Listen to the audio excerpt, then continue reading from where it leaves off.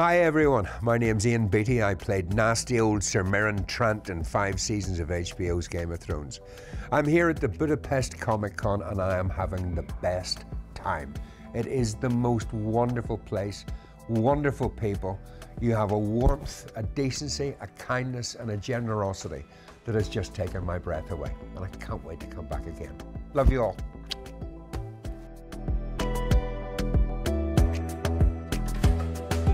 My day so far has been just fantastic. I love Comic Cons. I really do. I think they are such a unique event all over the world, not just here.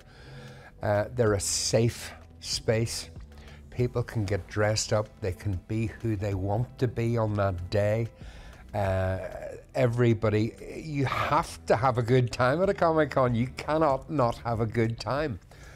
I love meeting the fans. I know some actors, you know, don't like it, and my advice to them is, if you don't go, and don't disappoint your fans. I love meeting the fans of, for example, the show Game of Thrones that I was in. It's such a pleasure to meet people who are so enthusiastic about the work that you've done. And I'm as big a fan of Game of Thrones, by the way, as anybody. I love the show. So it's just wonderful to meet them. This is my first time in Budapest, and I have had the most wonderful time. The people here are so warm, they're so generous, they're so decent. I think the best way to get the vibe of a city is to go out for a walk in the evening or at night, and I did that last night. Just around the district that the hotel was in. And every so often, I'd be checking my map to see where I was, and the amount of people that came up and said, "Can I help you? Where do you want to go? Where are you looking?" It was just remarkable and wonderful, how they treat guests in their city, and I've had the most amazing time. And here's something that I think it's part of your culture. The city is so clean. If you go to some capital cities, and I would say London is one, I would say Dublin is another, and they're filthy. To my shame, they're filthy. It seems to be the culture. There's the bin. No, don't use that, throw it on the street. But this city is so incredibly clean, and it's something I think you should be extraordinarily proud of. And my dad took me to the circus when I was 7. And my Uncle Jim painted a clown's face on me. He said, "Do you like it? Do you want to be a clown?" I said, "Yes." And he threw me out in front of 2,000 people. So I did that for 4 years. Every summer, every weekend when it was close to Belfast, it was from March to September. And I was the only boy that didn't have to run away to the circus. I was taken every week on a Monday, and I would tour around with him. And then my mum and dad would come and get me on the Saturday night, bring me home, and take me back again on the Monday, and it was just wonderful. It was a wonderful experience, and that's where it started for me. Yeah. And after that, you were in theaters. I found one thing that you played in a demented drama. Yes. And you played the main character's best friend, Andrew. Is it all put away, Dad? Did you help him, Keith? Of course it did. What did I miss? Nothing. We were just talking about an old Al Pacino movie. Oh, brilliant. I love Al Pacino. Yeah, I like Al Pacino. Yes, I was the son, and my father was suffering from the onset of dementia. I emphasize, it was a comedy. It was a farce. It was a complete farcical comedy, and it was very successful. They actually extended the run by 3 weeks, which made it even more difficult for me, because the guy playing my father, who shall remain nameless, didn't get his lines right once in any show for 7 weeks. And I was like, for an actor, that's just pure terror. Not knowing what the other actor is going to say, and you're going to have to cover. So it was, and what made it worse was, because he was playing a man with dementia, he was getting these rave reviews for forgetting his bloody lines. So yeah, very successful play, but it kind of put me off theatre, to be perfectly honest with you. I haven't been back to theatre since. I do regard myself more as a film and television actor. I think I'm pretty good in front of the camera. I think I know what the camera sees, because the camera is a person.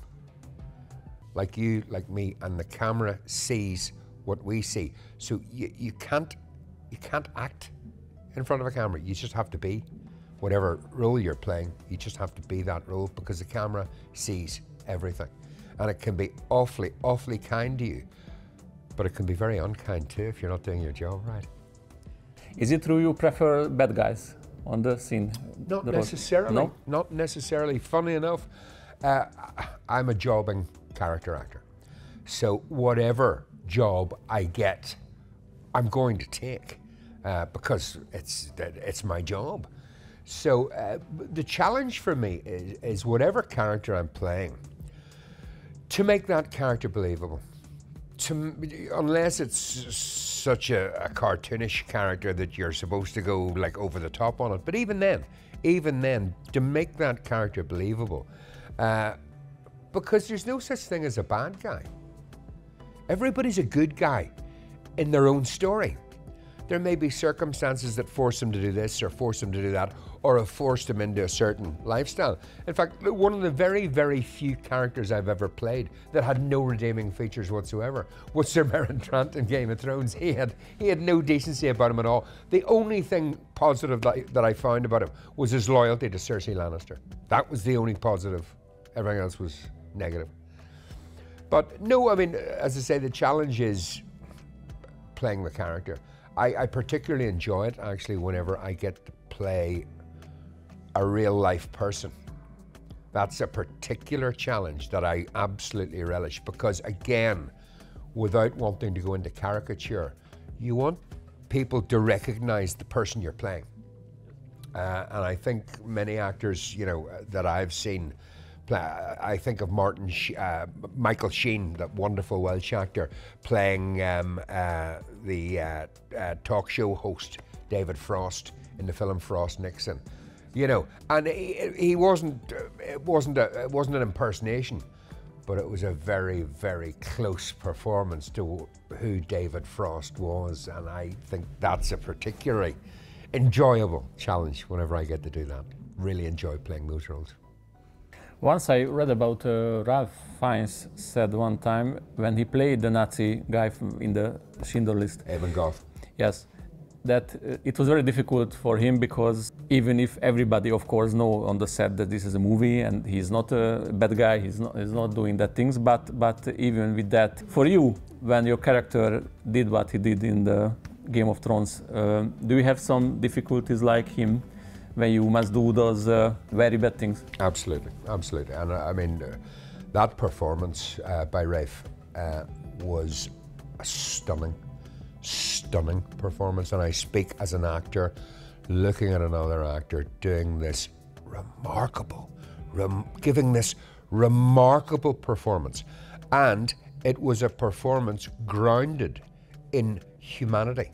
That's what made him so terrifying in the film, because he was human. And I think that is the trick, and I tried to do it with Sir Meryn, especially the last two episodes, which were extraordinarily difficult under any circumstances, you know, where I'm beating three young girls with a bamboo rod, and then, you know, the scene before that in episode 9 in the brothel where I'm saying, too old, do you have what I want or not? This was a huge challenge, and I got the script in August and we filmed in November, and I swear to God there wasn't a single day went by between getting the script and filming it that I wasn't thinking about those two scenes, constantly thinking about them. And the trick, and also, you know, you couldn't stay in character. There were three young people on the set. You couldn't stay in character. You had to break when they said cut and be Uncle Ian again, and everybody good, everybody got sweets, Coke, ice cream. And their parents were there. It was a very, very safe set. Their parents were right there. So, and there was no danger to them, no impropriety at all. But that was a very, very difficult few days, and it was my last 3 days on Game of Thrones. What I had to find was the humanity. I had to make him believable. I had to make him human, because that would make him more terrifying. So I had a backstory. I had a backstory in my head that he himself, as a child, was abused, and the abused became the abuser. And there was one little moment in episode 9 where they bring in the young girl who I've been asking for and rejecting the others as being too old. And there's just a moment, and if you watch it back, you'll see it, there's just a moment where she comes in and I see her, and a look of pain goes over my face as if, no, and then I just die. And to bring that humanity to the character, I thought was very, very important, because it makes it more believable. Yeah, it was a tough couple of days. I read a comment when I searched in the past few days about you and your past interviews, and there was a comment which is, I found it equally sad and funny. It's somebody wrote, I saw this guy pedophile scene in the series, but otherwise he seems nice. Yeah. To me, that's the ultimate compliment. I remember soon after season 4 came out, I was walking through Heathrow Airport, and it happened on many, many occasions, and you'd get this person walking through the airport, and he didn't know where he knew me from, but he knew he didn't like me. That was great. I used to love that happening, and then I would put on the Sir Meryn face, and that was great fun. To me, that's the best compliment you can give an actor, that you hate him, or that, you know, I hate that guy. And, you know, Jack Gleeson was the perfect example of that. Jack Gleeson gave a performance, in my opinion, that made him the most iconic villain in television history. His performance was so good that you absolutely hated the character. And some people, unfortunately, got confused and thought and started sending him hate mail, which I think is perhaps a step too far. But it does go as a compliment. That's the best compliment you can get. I hated him.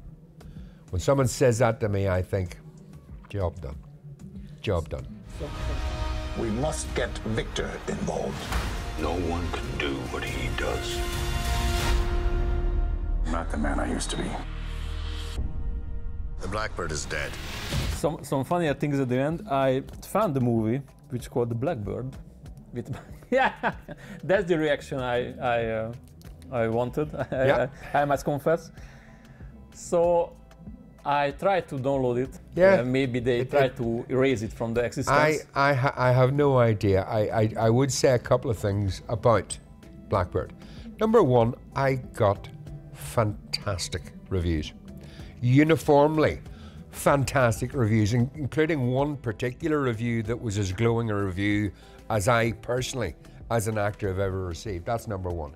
Number two, I had the most wonderful time making that. We were filming in Barbados. We were in Barbados for 7 weeks. I was able to bring my family out for a week. It was the most wonderful time and wonderful place to be. So I have actually got very, very, very fond memories of Blackbird. I think, you know, it is what it is. And I do think, I mean, Michael has a huge fan base. And I think his fans will love it and will love him, because they do love him. And he is an extraordinarily talented man. You know, he has many, many, many talents. And for a first screen performance, I think the critics were a little unkind to him. And the problem with Michael is he's such a big personality that people do want to tear him down. I'm sorry, but they do. And yet Lord of the Dance has made him fabulously wealthy beyond all expectation, because he is so good and he is so talented. I personally thoroughly enjoyed making the movie, and I thoroughly enjoyed the time also getting to work with and meet Eric Roberts, who's a wonderful, wonderful man, and his wife Eliza. So yeah, for me, there was a lot of highlights in that one for me. Then I hope you don't angry because I asked about Blackbird. Not at all, not at all. Okay. I think, I mean, I don't watch playbacks. If we do a scene. Do you want to watch the playback? No. I just ask the director, are you happy? Yep, that's fine. I hate watching myself on playbacks. I don't really particularly like watching myself on screen because you don't have the choice of which take the editor is going to use. And there's been more than one occasion where oh, not that take, no, not that one, oh, what about the one after, it was much better, but there's nothing you can do about that. You just have to play a part in the overall vision that the director and the editor have. So I don't tend to particularly enjoy watching myself for those reasons. But I like to think, I mean, there have been times, I mean, I'll be perfectly honest with you, some performances I've given, some bits I've done, and I have been unhappy with them, but not often. I think for the vast majority of the stuff I've done, I have been satisfied enough that I have given the performance that I wanted to give. The critic might not like it. That's okay. Everybody has an opinion and everybody's entitled to their opinions. But most of the stuff I've done, I've gone, yeah, that's okay. And then also, of course, there's, you know, you're always learning. I mean, I think it was Gary Oldman said, you don't start being a really good actor until you're at least in your 40s. Maybe older, because you've now starting to build up all this experience, all this knowledge, all of the things that you've been through in your life, and this gives you extra skills when you're creating a character. So, you know, in that sense, hopefully I'm getting better.